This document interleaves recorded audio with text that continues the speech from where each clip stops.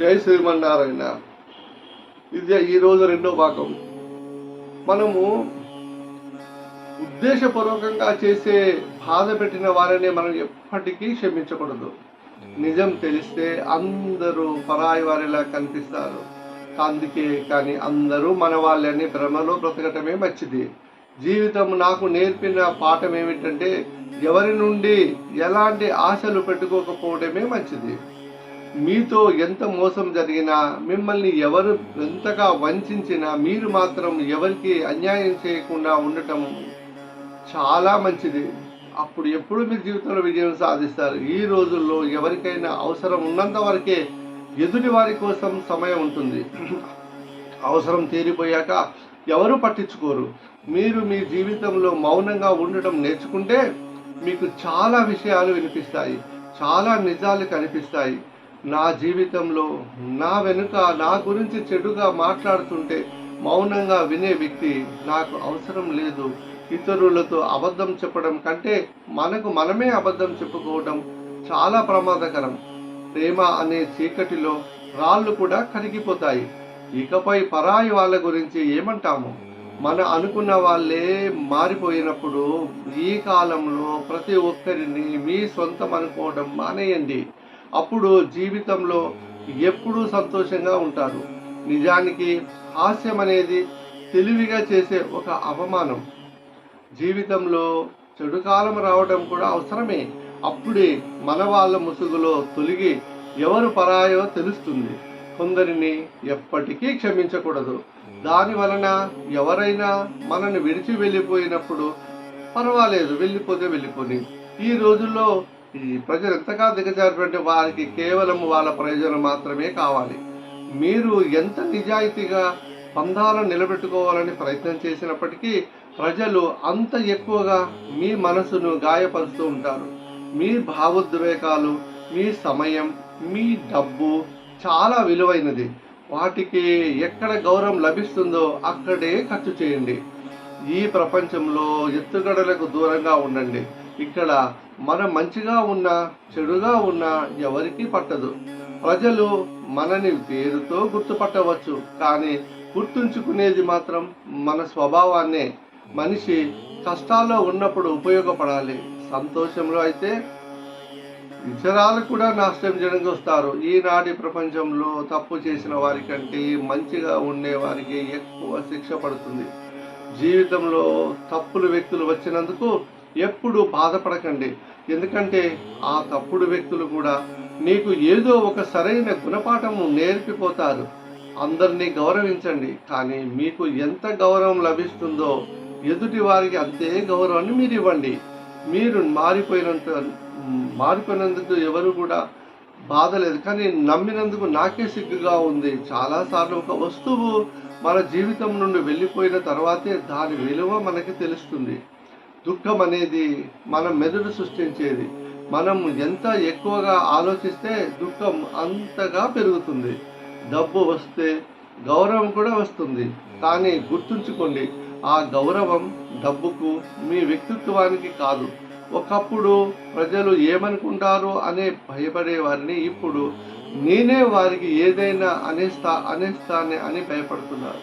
నమ్మక ద్రోహైన స్త్రీ తనను తాను గొప్పగా భావిస్తుంది, కానీ నిజానికి ఆమె ఎక్కడైనా మోయించబడ్డ డోలు లాంటిది. ఏ మనిషి తనంతట తానుగా మారడు. జీవితంలో జరిగే కొన్ని సంఘటనలు మనిషిని మార్చేస్తాయి.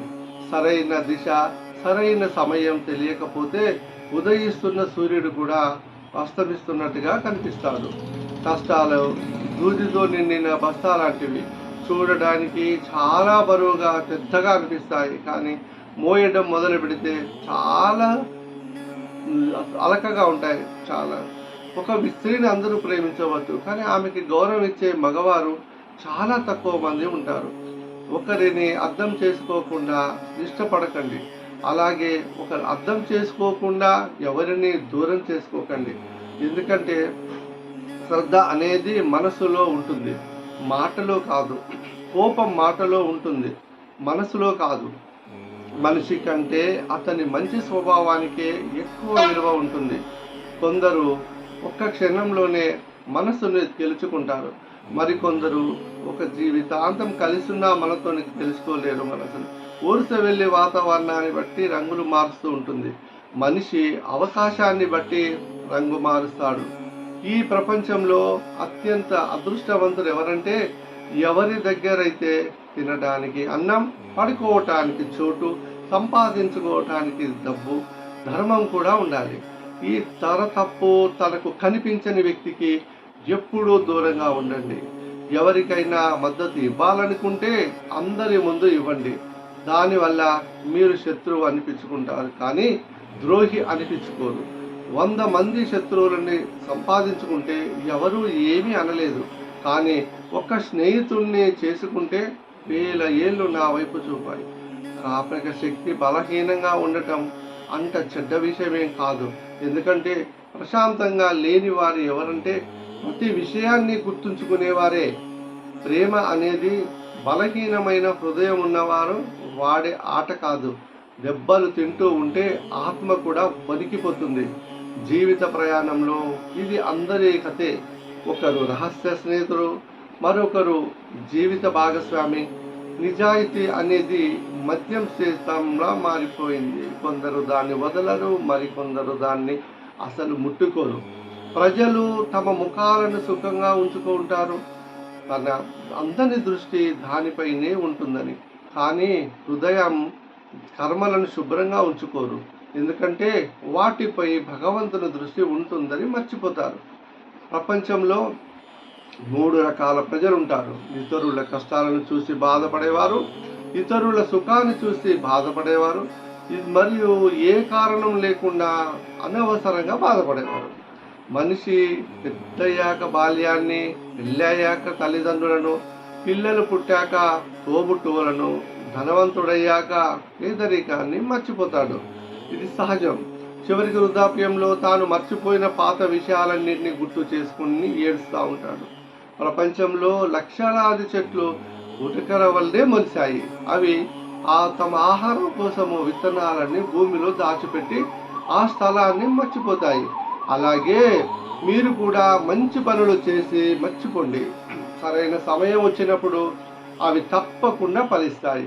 మీ గౌరవం అనేది మీ ముందు మిమ్మల్ని పొగిడే మాటలలో కాదు, మీ వెనక మీ గురించి మంచిగా చెప్పే మాటలలో ఉంటుంది.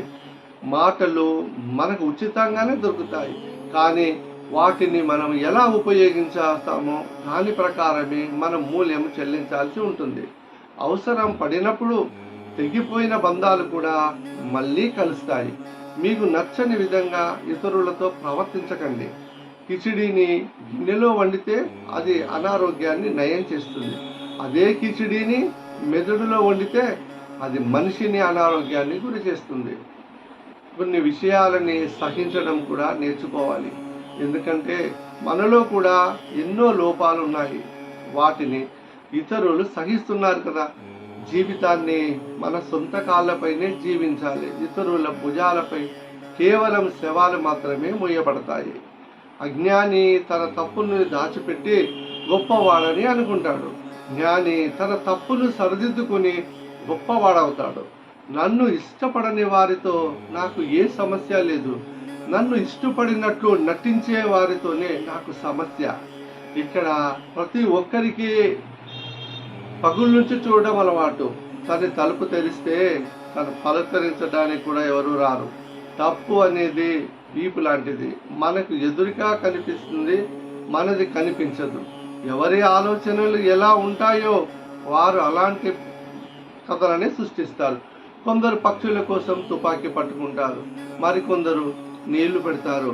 మిత్రమా, ఈ ప్రపంచంలో జీవించడానికి ఉత్తమమైన స్థలాలు రెండే. ఒకటి ఎవరిదైనా హృదయంలో ఉండటం, మరొకటి ఎవరిదైనా ప్రార్థనలో ఉండటం. ఎవరైనా నా వెనుక నా గురించి చెడుగా మాట్లాడితే నాకు సంతోషంగా ఉంటుంది, ఎందుకంటే కనీసం వారికి నా ముఖం మీద మాట్లాడే ధైర్యం లేదని. జై శ్రీమన్నారాయణ, జై శ్రీమన్నారాయణ.